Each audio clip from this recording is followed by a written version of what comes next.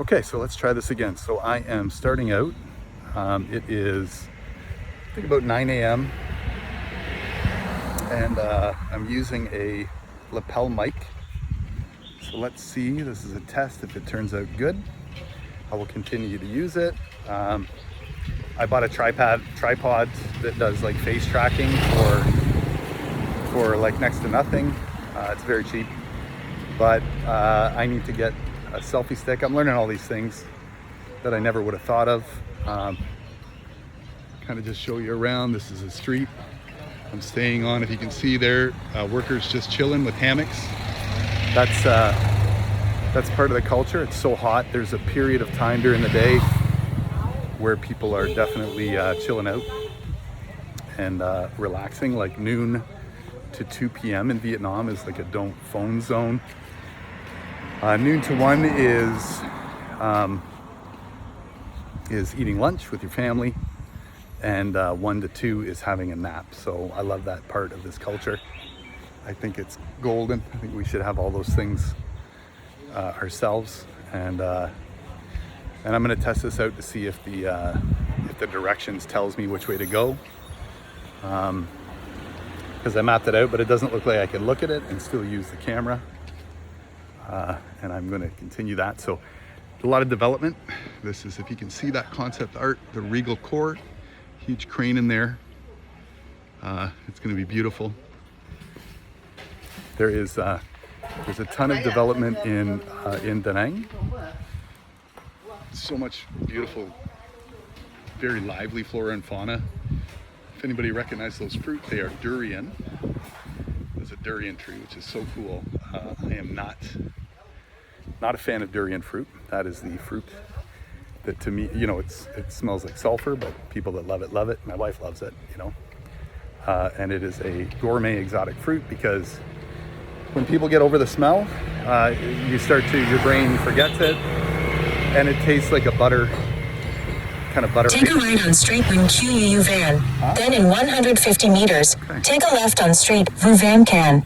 Okay, it is telling me which way to go. In 150 meters, take a left on straight Vu Van Can. Okay, so is this legit the street it wants me to go to? Let's see, kind of in a development zone. Beautiful blue skies here. I see a little bit of that weird hazy stuff in the sky here. I have yet to see a plane spraying lines like back in Canada. When you hear horns honking, like people drive, that's because they were coming up to an intersection. People drive 40 kilometers. It's ridiculous. Like you don't really see many vehicles on the highway, and 100 kilometers feels like 200 kilometers an hour, because everywhere you drive slow. And people honk just to communicate, to let other people know they're coming, because they don't have the same, it's just not red tape, you know what I mean? Like, you don't have to wear seatbelts everywhere, although they're fixing those things, you know what I mean? They're really progressing in a lot of those things, hopefully not too far, like what happened where I come from. I'm not totally down on it. I still love that part of the world. I just think that too many corporations and lawyers had their way. Kind of show you this area too. It's beautiful. I wish there was smell-o-vision for a lot of my videos I'm sharing with you, because you can just smell really, really vivid green life. And yeah, I'm just a couple of minutes to the ocean, which I will definitely do in one of my videos. I went out to the mountains yesterday, which are... Take a left on straight Vu Van Can. Then in 400 meters, take a left on straight Win Van Huang. Win Van Huang. Okay, this is cool. So yeah, so my goal is to get a bicycle. So I can be driving like a motorbike or a scooter, and that's cool, you know, because, you know, everything's, gas is cheap and all that. It's full serve here, which is cool.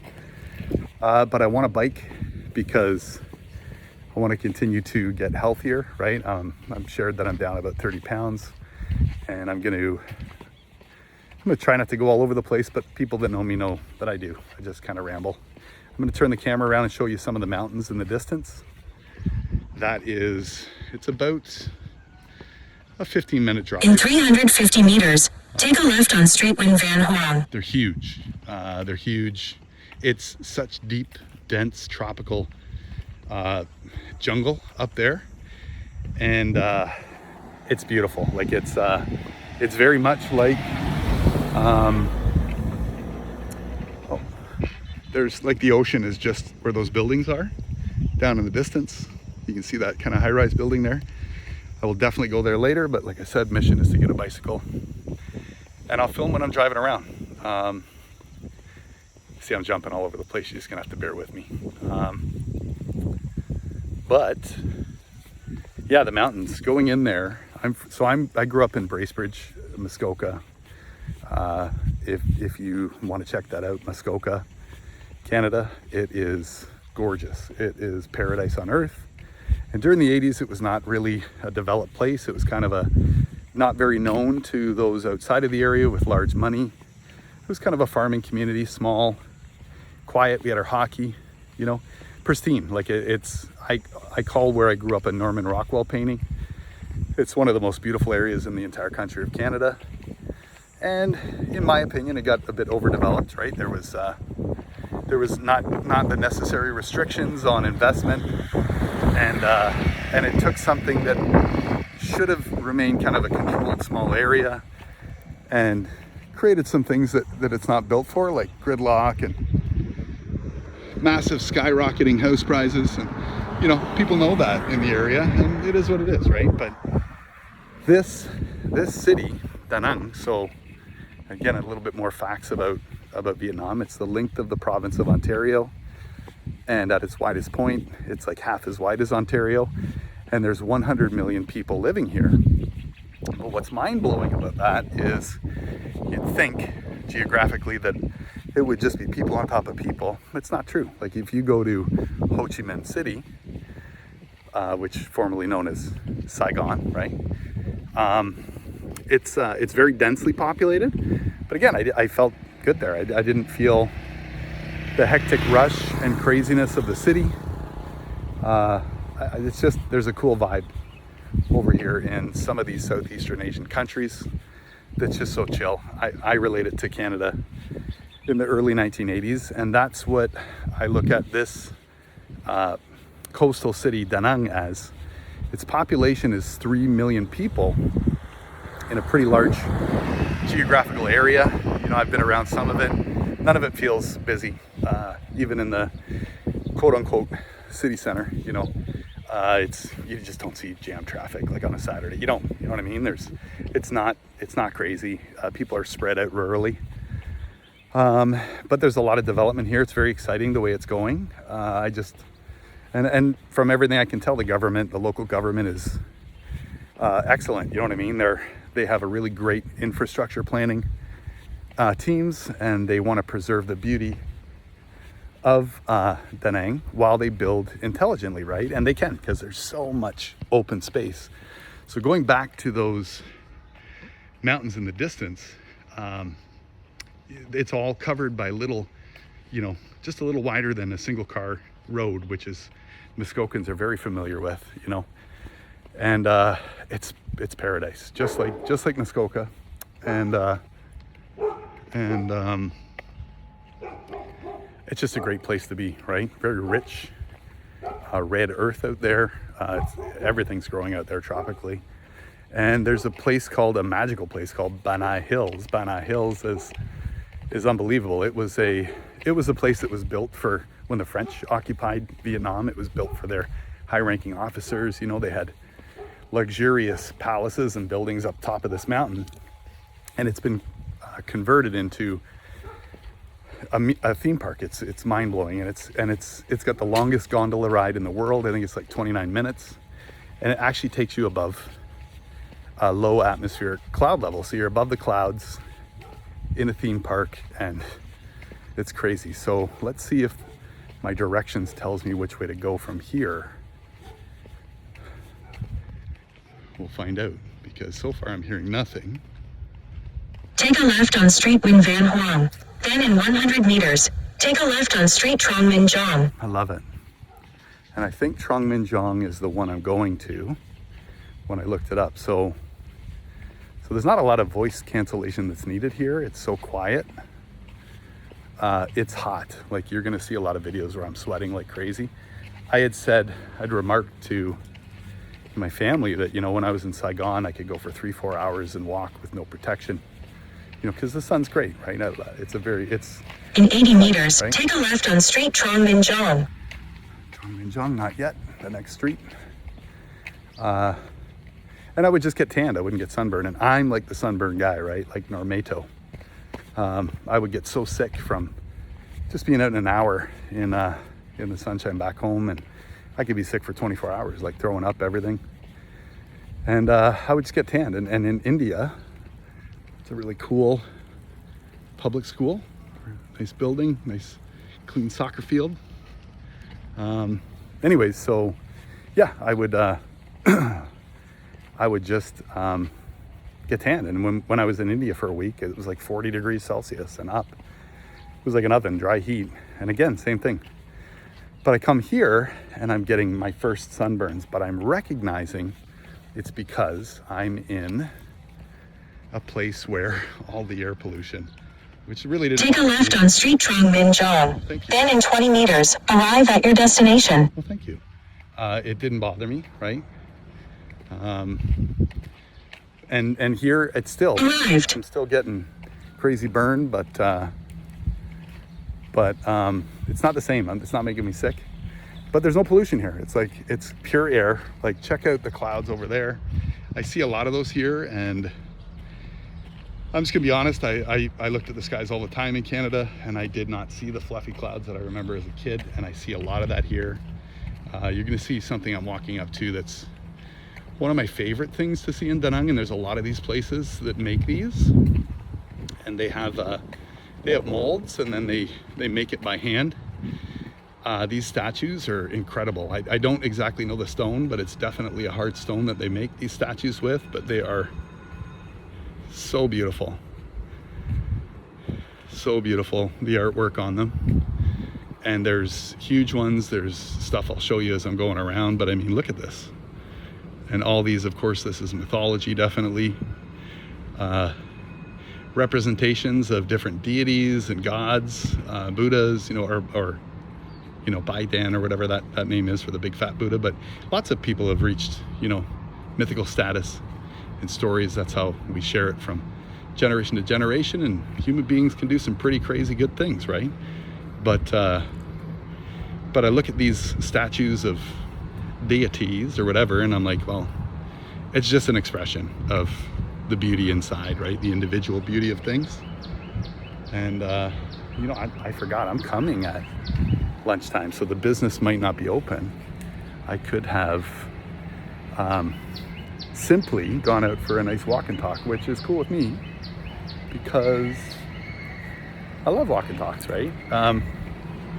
Going around at night, another thing, there's the kids transferring class or going out for recess and this is just reflections, right? I'm really not being negative, I'm just observing it, but the kids sound like kids, and it's crazy. Like to hear kids running around and playing at night and outside is very common, and I miss that, right? Because that's what we say the 80s was, where the kids were like, you know, it was the age of neglect, right?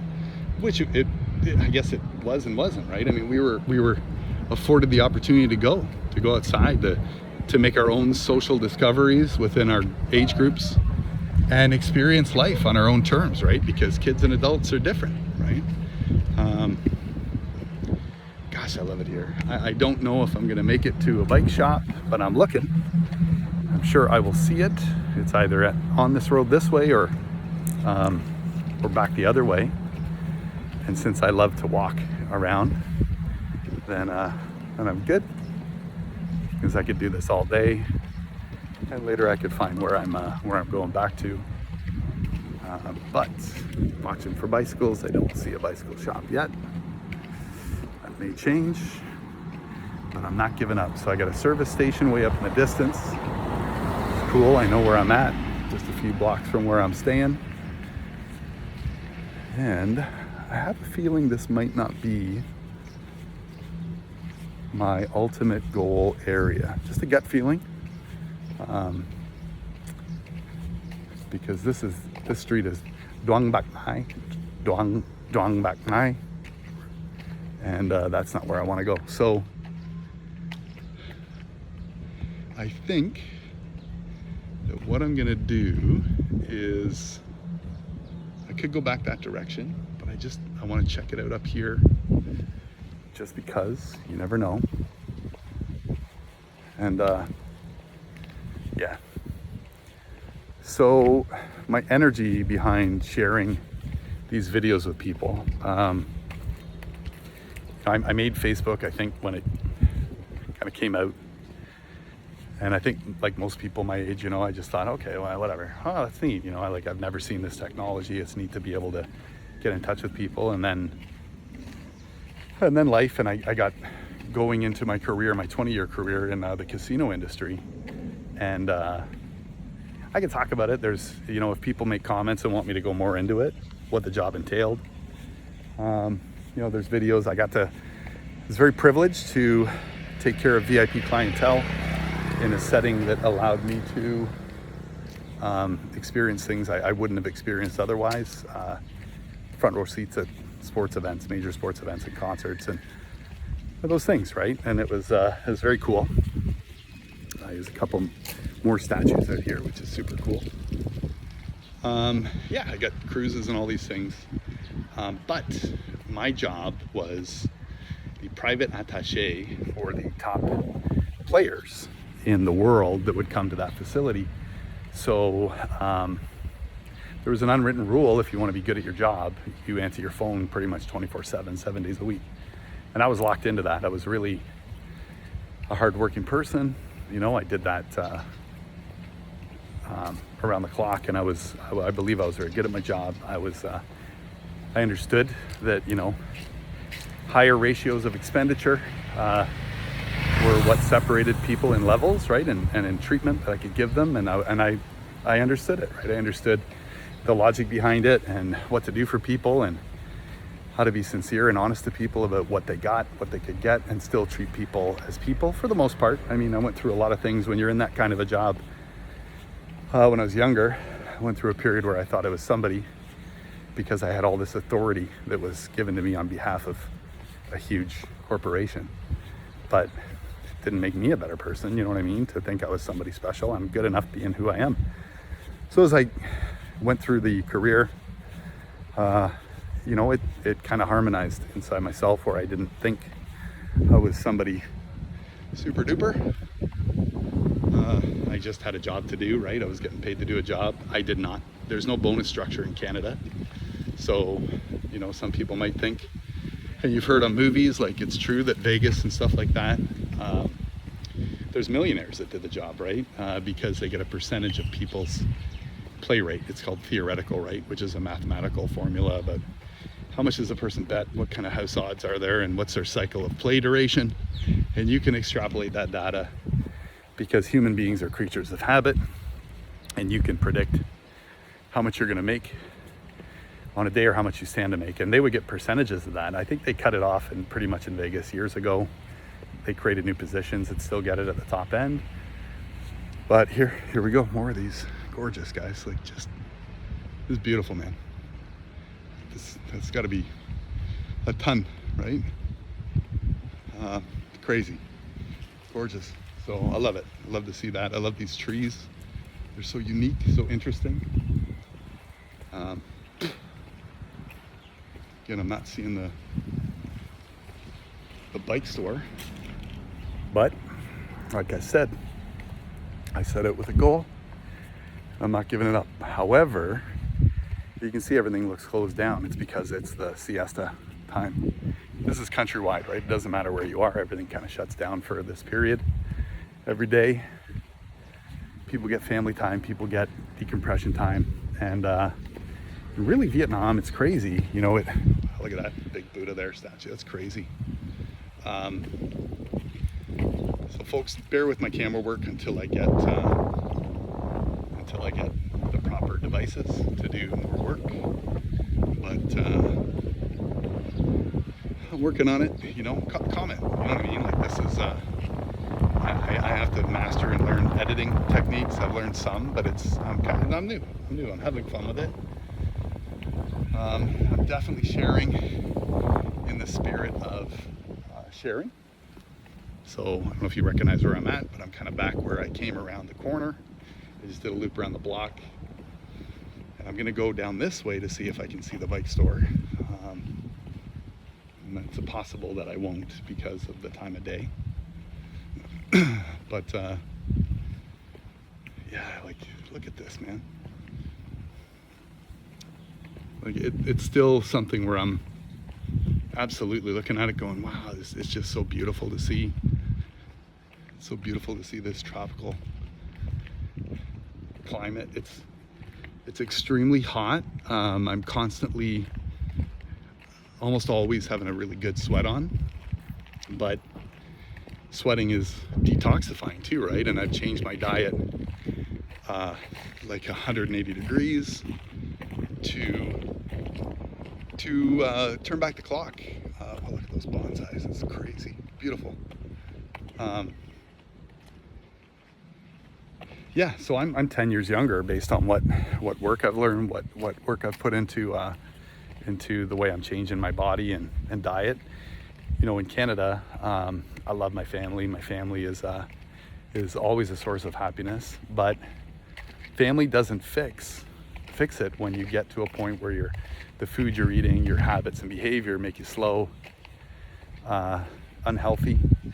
You know, depression can sink in. You know, my job had gotten to me over 20 years. I had burnout, you know, the phone going off 24 hours a day. You know, I started to do something at my old job that I'd never done because one of my marks of professionalism was to be always on, no matter what was going on in my life. I was able to put crazy good energy into people, light them up like a Christmas tree with this, hey, how you doing?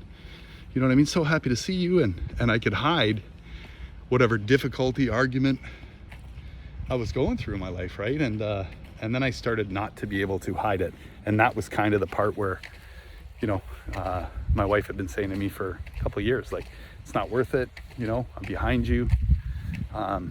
We go together, and we got to go healthy and happy. And I let the fear control me. Like, I was like, oh, we got to pay bills and we got to do this and that. And then it got to a point where I was really, really, like, my habits had gotten so bad. I was drinking beer every night and just telling myself, hey, it's beer, I love it. Because I would get home late, you know, and I'm not an angry drinker, but I was a sad one, you know what I mean? And I was definitely, well, can't find the bike store, but I'm gonna keep walking. I was definitely not helping my body, and of course that behavior put a lot of weight on my waist. But I also ate late at night every night, you know what I mean? Like, ate late and ate pasta, carbs, constant, because it tasted great, right? It was just such a great feeling to just gorge myself, right? But I never felt too great after, and I didn't reflect upon it because it seemed normal, right? Gosh, man, crazy. Every street has something so neat to discover, uncover. Yeah, you'll notice some garbage here and there, right? And that's keep in mind, look at that, it's beautiful, right? Keep in mind that people here make 100 to 200 Canadian a month. If you're making 500 Canadian a month, you're in the upper class of society. Like, as far as, you know, there's a huge separation between the people that actually have money, but the regular population, like 98% of the population, that's the metrics, right? $500, you're making good money. You know, you're in Toronto making good money. But here's the thing. You buy a house and buy the land, your property tax is like $50 a year. You know, your taxes are almost non-existent here. It's a very different system. And everything's cheap. Like, you can go and get full meals for, you know, $1 to $2, right? And good food. And that affects people as well. So I have failed on the bike store, and I'm coming out to an area where my gym is close by.